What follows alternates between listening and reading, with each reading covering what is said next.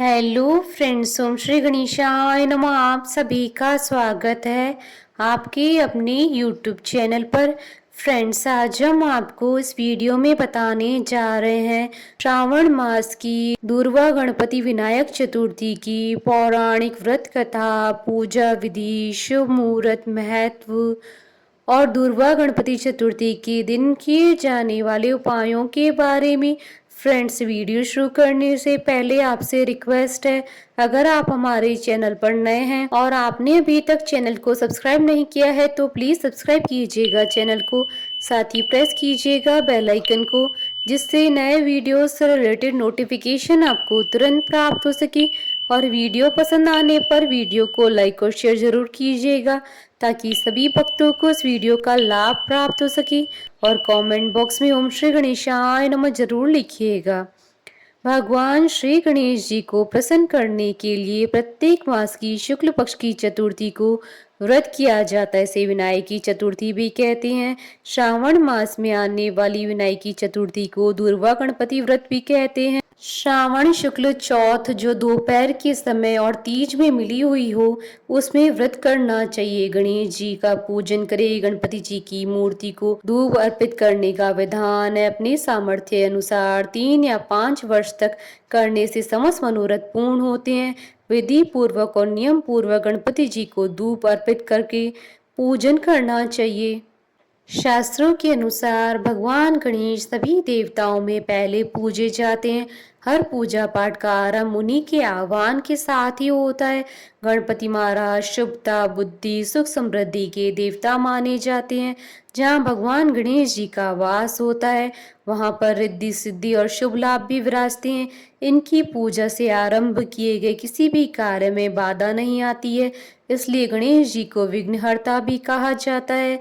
विनायक चतुर्थी के दिन भगवान गणेश जी का विधि विधान के साथ पूजन करने तथा कथा सुनने से घर में सौभाग्य, सुख, समृद्धि में वृद्धि होती है।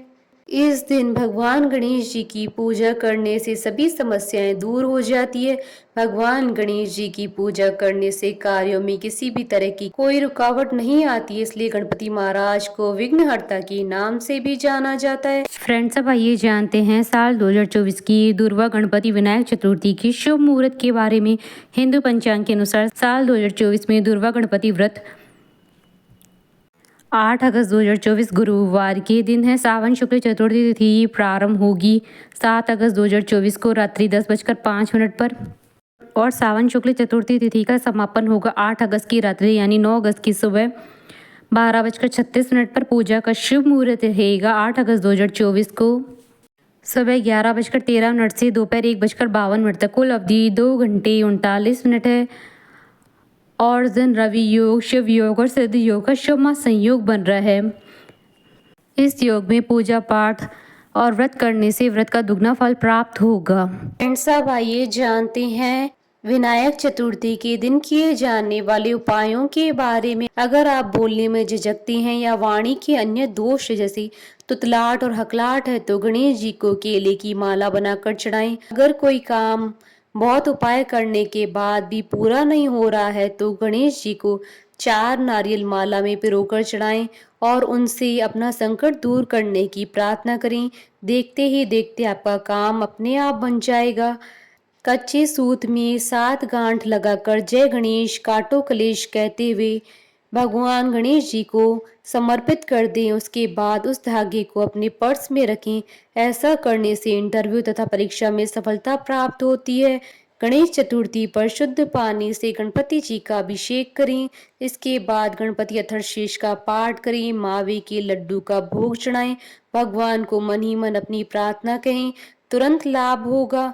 अगर आप तुरंत धन पाना चाहते हैं तो गणेश चतुर्थी के दिन सुबह स्नान कर स्वच्छ धुले हुए कपड़े पहनकर गणेश जी की पूजा करें तथा उन्हें शुद्ध घी तथा गुड़ का भोग लगाएं। थोड़ी देर बाद घी तथा गुड़ गाय को खिला दें। इस उपाय को करने से धन संबंधी समस्याएं तुरंत समाप्त हो जाएंगी। फ्रेंड्स, अब आइए जानते हैं दुर्वा गणपति विनायक चतुर्थी की पूजन विधि के बारे में। इस दिन को सुबह जल्दी उठकर स्नान आदि काम जल्दी से निपटा लें। दोपहर के समय अपनी इच्छा अनुसार सोने, चांदी, तांबे, पीतल या मिट्टी से बनी भगवान गणेश जी की प्रतिमा स्थापित करें। संकल्प मंत्र के बाद भगवान श्री गणेश जी की षडोपचार अर्थात 16 सामग्रियों से पूजन आरती करें। गणेश जी की मूर्ति पर सिंदूर लगाएं। गणेश मंत्र ओम गण गणपते नमः बोलते हुए 21 दूर्वा दल चढ़ाएं। गुड़ या बूंदी के 21 लड्डुओं का भोग लगाएं। इनमें से 5 लड्डू भगवान गणेश जी की मूर्ति के पास रख दें तथा 5 ब्राह्मण को दान कर दें। शेष लड्डू प्रसाद के रूप में बांट दें। पूजा में भगवान श्री गणेश स्तोत्र, अथर्वशीष, संकट नाशन स्तोत्र आदि का पाठ करें। ब्राह्मणों को भोजन कराएं। उन्हें दक्षिणा प्रदान करने के बाद शाम के समय स्वयं भोजन ग्रहण करें। संभव हो तो उपवास करें।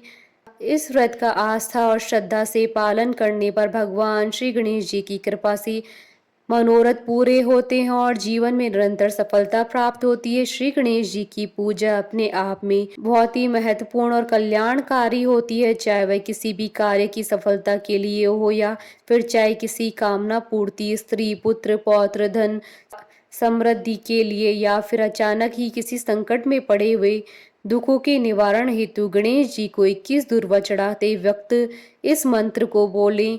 ओम गणाधिपाय नमः, ओम उमापुत्राय नमः, ओम विघ्न विनाशाय नमः, ओम विनायकाय नमः, ओम ईशपुत्राय नमः, ओम सर्वसिद्धिप्रदाय नमः, ओम एकदंताय नमः, ओम इभवक्त्राय नमः, ओम मूषक वाहनाय नमः, ओम कुमार गुरुवे नमः। इन मंत्रों का जाप करते हुए गणेश जी को 21 दूर्वा चढ़ाएं। हर मंत्र के साथ 2 दूर्वा चढ़ाएं और आखिरी बची दूर्वा चढ़ाते वक्त सभी मंत्र बोलें। दूर्वा यानी दूब, यह एक तरह की घास होती है जो गणेश पूजन में प्रयोग होती है। एकमात्र गणेश जी ऐसे देव हैं जिनको ये चढ़ाई जाती है। दूर्वा गणेश जी को अति प्रिय है। 21 दूर्वा को इकट्ठी कर एक गांठ बनाई जाती है तथा कुल 21 गांठ गणेश जी को मस्तक पर चढ़ाई जाती है। लेकिन आखिर दूर्वा की 21 गांठें क्यों चढ़ाई जाती है, इसके लिए पुराणों में एक कथा है। कथा के अनुसार प्राचीन काल में अलनासुर नाम का एक दैत्य था। इस दैत्य के कोप से स्वर्ग और धरती पर त्राही त्राही मची हुई थी। अलनासुर ऋषि मुनियों को और आम लोगों को जिंदा निकल जाता था। दैत्य से त्रस्त होकर देवराज इंद्र सहित सभी देवी देवता और प्रमुख ऋषि मुनि महादेव से प्रार्थना करने पहुंचे। सभी ने शिवजी से प्रार्थना की कि वे अलनासुर के आतंक का नाश करें। शिवजी ने सभी देवी देवताओं और ऋषि मुनियों की प्रार्थना सुनकर कहा कि अलनासुर का अंत केवल श्री गणेश जी ही कर सकते हैं। जब श्री गणेश जी ने अलनासुर को निगला तो उनके पेट में बहुत जलन होने लगी। कई प्रकार के उपाय करने के बाद भी श्री गणेश जी की पेट की जलन शांत नहीं हो रही थी।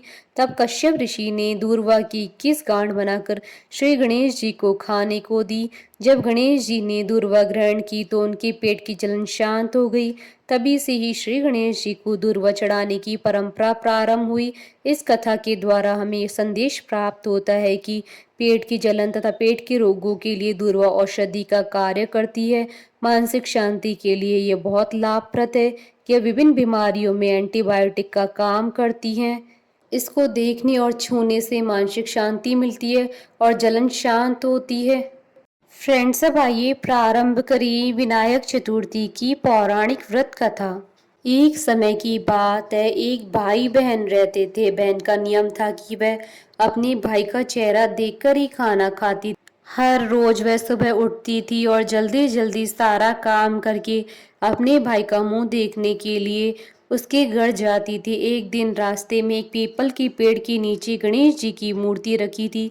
उसने भगवान के सामने हाथ जोड़कर कहा कि मेरे जैसा अमर सुहाग और मेरे जैसा अमर पियर सबको दीजिए। यह कहकर वह आगे बढ़ जाती थी। जंगल की झाड़ियों के कांटे उसके पैरों में चुभा करते थे। एक दिन भाई के घर पहुंची और भाई का मुंह देखकर बैठ गई तो भाभी ने पूछा, पैरों में क्या हो गया? यह सुनकर उसने भाभी को जवाब दिया कि रास्ते में जंगल की झाड़ियों की गिरे हुए कांटे पाँव में चुभ गए हैं। जब वह वापस अपने घर गई तो तब भाभी ने अपने पति से कहा कि रास्ते को साफ करवा दो, आपकी बहन के पाँव में बहुत सारे कांटे चुभ गए हैं। भाई ने तब कुल्हाड़ी लेकर सारी झाड़ियों को काटकर रास्ता साफ कर दिया, जिससे गणेश जी का स्थान भी वहां से हट गया। यह देखकर भगवान गणेश जी गुस्सा हो गए और उसके भाई के प्राण हर लिए। लोग अंतिम संस्कार के लिए जब भाई को ले जा रहे थे तब उसकी भाभी रोते हुए लोगों से कहा, थोड़ी देर रुक जाओ, उसकी बहन आने वाली, अपने भाई का मुंह देखे बिना नहीं रह सकती, उसका यह नियम है। तब लोगों ने कहा, आज तो देख लेगी, कल कैसे देखेगी। रोज दिन की तरह बहन अपने भाई का मुंह देखने के लिए जंगल में निकली। तब जंगल में उसने देखा कि सारा रास्ता साफ किया हुआ है। जब वह आगे बढ़ी तो उसने देखा कि सिद्धि विनायक को भी वहां से हटा दिया है। तब उसने जाने से पहले गणेश जी को एक अच्छे स्थान पर रखकर उन्हें स्थान दिया और हाथ जोड़कर बोले, भगवान मेरे जैसा अमर स्वाग और मेरे जैसा अमर पियर सबको देना। फिर बोलकर आगे निकल गई। भगवान तब सोचने लगे, अगर इसकी नहीं सुनी तो हमें कौन मानेगा, हमें कौन पूजेगा। तब सिद्धि विनायक ने उसे आवाज दी, बेटी इस खेजड़ी की 7 पत्तियां लेकर जा और उसे कच्चे दूध में घोलकर बाई के ऊपर छींटा मार देना, वह उठकर बैठ जाएगा। यह सुनकर जब बहन पीछे मुड़ी तो वहां कोई नहीं था। फिर वह सोचने लगी कि ठीक है, जैसा सुना है वैसा कर लेती हूँ। फिर वह 7 खेजड़ी की पत्तियां लेकर अपने भाई के घर पहुंची। उसने देखा वहां कई लोग बैठे हुए हैं, भाभी बैठी रो रही है और भाई की लाश रखी है। तब उसने उस पत्तियों को बताए हुए नियम के तहत भाई के ऊपर इस्तेमाल किया। तब भाई उठकर बैठ गया। भाई बोला बहन से, मुझे बहुत ही गहरी नींद आ गई थी। तब बहन बोली, यह नींद किसी दुश्मन को भी ना आए, और उसने सारी बात अपने भाई को बता दी। हे गणेश जी महाराज, जैसे आपने उस भाई की रक्षा की वैसे सबकी रक्षा करना। कथा अधूरी हो तो पूरी करना, पूरी हो तो मान रखना। बोलिए गणेश जी महाराज की जय। हमारे साथ इस वीडियो में अंत तक बने रहने के लिए आपका धन्यवाद। ओम श्री गणेशाय नमः।